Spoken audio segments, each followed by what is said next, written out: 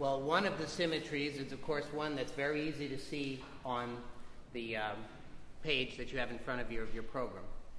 Sonata, partita, sonata, partita, sonata, partita. And it unfolds. It's not like there are two books, a book of partita and a book of sonatas. It doesn't work that way. He unfolds the whole thing in this alternating pattern. So now we come back to a sonata. It's different than the first sonata. This, of course, in the A minor. The first sonata was adagio for the first movement, which means at ease. This one is grave, probably slower, something different about its character. I think, perhaps, again, this is my own speculation, but actually I think these ornaments in this first movement are even more elaborate than in the initial one. And I feel as if almost the grave is a reminder, yes, maybe the ornaments are elaborate, but the character is maybe even more serious. So he maybe chose that. I don't know, but at any rate, that is the tempo marking.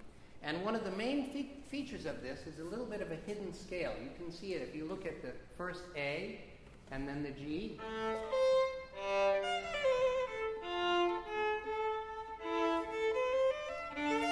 And then it turns around and finishes the first state. So this.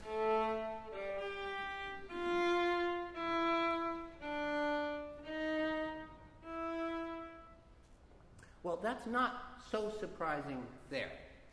Where that becomes very important is in the fugue. Because the subject of the fugue, it's not much longer than the first fugue. The first fugue was. Now, a little bit different order of rhythms. Well, let's notice right away that the first one had a scale down.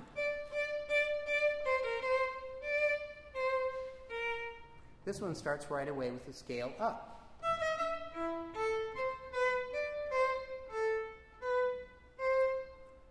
Doesn't really seem too important right there.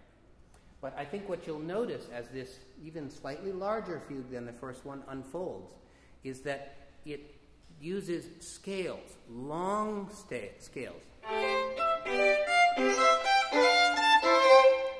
One after the other, building, new methods of making scales. The whole bar a scale, the eighth notes a scale, one after the other. Finally, it's in eighth note scales when you get the...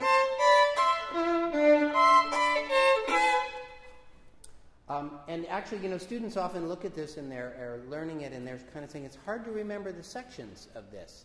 And I think, again, it's really because this is a climbing fugue. It's going somewhere, and it doesn't establish these very easy-to-understand sections. It's, in a sense, ever-changing and ever-going somewhere. The third movement is a remarkable creation because it's a duet. Maybe the person got lonely playing, so,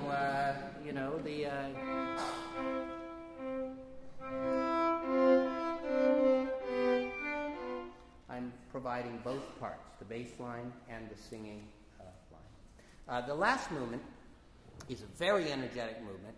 And by the way, as many musicians who may be watching the manuscript will see, one of the conclusions I've come to, which is something I've known from other sources as well, but spending time with all the pieces, is that Bach definitely marked the slurs when he wanted something to happen. But there are many sections where he didn't mark anything at all. And this was in a tradition that, well, actually during that section you can kind of do as you please. Maybe not as you please, but at least it wasn't crucial to the expression. And where it was crucial, he marked it in. So you'll see in the last movement it's one of the more notable examples of that. You also may have noticed in the G minor fugue there's a section that every violinist on earth plays in an arpeggiando fashion. But it doesn't say that. It really doesn't. Yet it would be almost impossible to play with what is actually there.